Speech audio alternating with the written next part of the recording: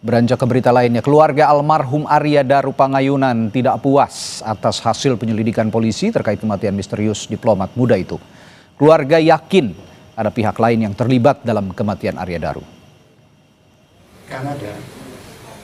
Keyakinan ini berdasarkan temuan sejumlah kejanggalan kematian Arya Daru oleh keluarganya.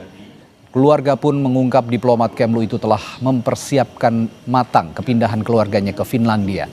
Keluarga meminta kematian Arya Daru diungkap transparan agar tidak ada asumsi liar serta memberikan ketenangan bagi almarhum dan keluarga. Saya ketidakpuasan pihak keluarga, khususnya orang tua, setelah melihat beberapa kejanggalan. Kesimpulan sementara kami dengan beberapa kejanggalan, fakta-fakta yang kami kumpulkan, bahwa ini kemungkinan besar melibatkan pihak lain dan ada tindak pidana. Saya kira itu. Pihak lain itu profesional. Ya, pihak lain yang mempunyai keahlian secara profesional dalam menghabisi nyawa seseorang. Sejumlah kejanggalan yang ditemukan keluarga Arya, yakni akun Instagram yang terlihat aktif dan WhatsApp yang masih menerima pesan dari istri Arya. Sementara hingga akhir penyelidikan polisi pada akhir Juli lalu, polisi tidak menemukan keberadaan ponsel Arya Daru. Keluarga meminta polisi mendalami sejumlah temuan kejanggalan ini. Beberapa waktu yang lalu, Instagram dari almarhum saat ini on. Salah satu fakta lainnya adalah istri atau keluarga dari almarhum itu mencoba lagi mengirimkan pesan singkat lewat WhatsApp dan itu centang 2. Berarti kan on kalau centang 2. Padahal dikatakan HP-nya hilang. Dan kita akan tanyakan lebih dalam terkait fakta-fakta baru kematian diplomat muda Arya Daru Pangayunan bersama kuasa hukum keluarga Arya, Nikolai Aprilindo. Selamat malam Pak Nikolai. Selamat malam Mas. Baik, Pak, tadi kan di berita pengantar sudah dikatakan kejanggalan-kejanggalan yang diterima oleh pihak keluarga, termasuk salah satunya tadi keberadaan ponsel yang dikatakan oleh polisi masih dalam keadaan hilang, namun keluarga mengirim pesan masih diterima oleh ponsel itu. Nah, selain itu juga ada yang diungkap dalam konferensi pers kemarin. Pihak keluarga bilang menerima amplop coklat sehari setelah pemakaman Arya. Kalau bisa dipaparkan di sini Pak, pada kesempatan ini, amplop itu isinya apa dan siapa yang mengirim? Baik. Untuk WA itu ketika jam 10 pagi tanggal 9 Juli itu istrinya mencoba mengirim pesan singkat lewat WhatsApp, ternyata centang 2. Kemudian untuk Instagram pada tanggal 14 Agustus 2025 ini kembali dibuka Instagramnya oleh keluarga, ternyata on Instagram itu.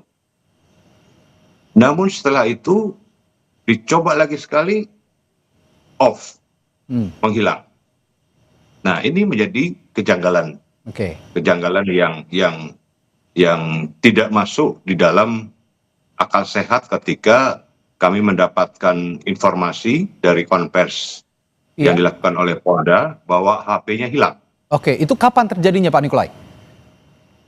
Seperti saya sampaikan tadi, untuk WA itu pada tanggal 9 Juli. 9 Juli. Jam 10 pagi. Ya. Kemudian untuk Instagram itu pada tanggal 14 Agustus. Berarti baru kan?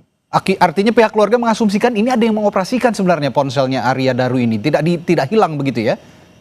Betul sekali.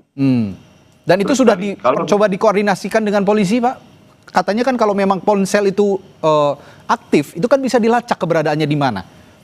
Nah itu yang menjadi tanda tanya kami. Justru kami ingin menanyakan lebih lanjut dengan pihak kepolisian, dalam hal ini penyelidik. Kenapa disampaikan bahwa HP-nya hilang, ternyata masih bisa beraktif, bisa komunikasi aktif. Artinya bukan komunikasi aktif antara dua pihak ya, tapi masih ada tanda-tanda hidup HP-nya. Apa yang interaksi apa yang keluarga sampaikan pada saat ponsel itu aktif, Pak Nikolai? Jadi mencoba untuk memancing, Oke. itu loh, untuk memancing Mhm.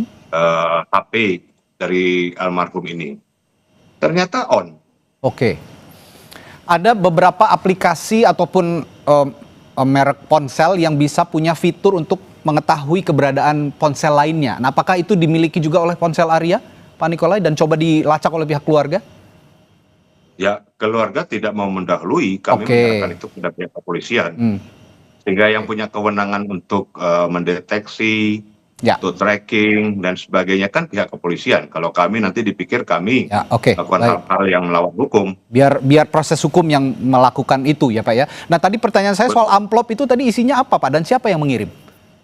Ya, jadi sehari setelah kematian almarhum Mm-mm. pada malam hari, pada saat tahlilan pengajian itu, ada seorang pria misterius itu membawa amplop berwarna coklat yang dilem dengan stiker putih, 2 stiker putih. Oke. Kemudian itu diserahkan kepada pembantu rumah tangga atau ART, asisten rumah tangga dari keluarga almarhum Di Jogja berarti ya Pak ya? di Jogja. Oke. Dan keluarga almarhum dalam hal ini istrinya membuka Hmm. amplop tersebut. Mereka agak kaget karena isi amplop itu hanya gabus putih Gabus putih? yang berbentuk bintang, Oke. kemudian berbentuk hati, love, dan kemudian berbentuk bunga Kamboja. Oke. Nah, Ya, ini sampai sekarang kami tidak mengerti apa clue yang disampaikan atau simbol itu maksudnya apa. Dan ini sudah diserahkan kepada pihak yang berwajib pada saat itu oleh keluarga. Oke, oke. Nah, setelah istrinya membuka, kemudian kaget dan merasa tidak mengerti dengan amplop itu, dengan isi amplop itu, dan dimasukkan kembali, dimasukkan dalam plastik dan menyerahkan itu kepada pihak Baik.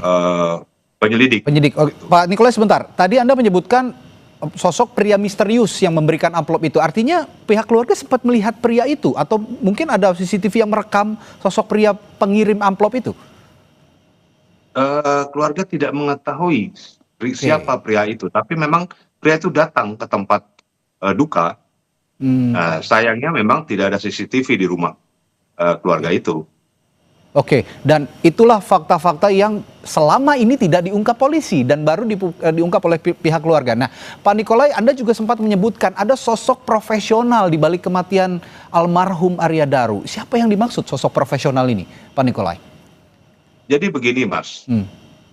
Kalau kematian ya, itu dengan diplastikin dulu wajahnya, kemudian dilakban sedemikian rupa, ya, itu tidak mungkin almarhum bisa melakukan sendiri. Oke. Bagi kami, ini adalah tangan-tangan profesional yang melakukan. Adapun yang dikatakan tidak ada sidik jari dan sebagainya, sekarang kejahatan itu bisa memakai sarung tangan. Ya, oke. Sehingga tidak tampak sidik jarinya. Kemudian yang menjadi tanda tanya kami, pada saat penjaga kos diminta untuk membuka pintu itu, ya kan, pada pagi hari, ternyata penjaga kos membuka dengan kartu yang dia pegang. Berarti kan ada 2 kartu dalam hal ini. Kartu yang pertama kan pasti itu dimiliki oleh almarhum. Oke. Nah, untuk kartu itu, untuk menghidupkan kartu itu, biasanya kan ada mesinnya. Yang memiliki mesin itu kan paling tidak kos tempat almarhum tinggal itu. Entah itu ownernya kos atau itu penjaga kos yang memiliki mesin untuk kartu tersebut. Begitu. Oke, baik. Nah, itu fakta-fakta maupun tadi dorongan-dorongan yang terus diupayakan oleh pihak keluarga agar misteri kematian ataupun tewasnya almarhum Arya Daru ini bisa terungkap, dan yang asumsikan oleh pihak keluarga adalah ada sosok profesional yang benar-benar rapi melakukan perencanaan ini. Nah, kalau begitu sejauh mana keluarga mendorong polisi dalam kejanggalan-kejanggalan ini, dan apakah sudah memberikan bukti-bukti baru ini kepada polisi? Ya, jadi kami kan baru ditunjuk sebagai penasihat hukum pada hari Jumat yang lalu.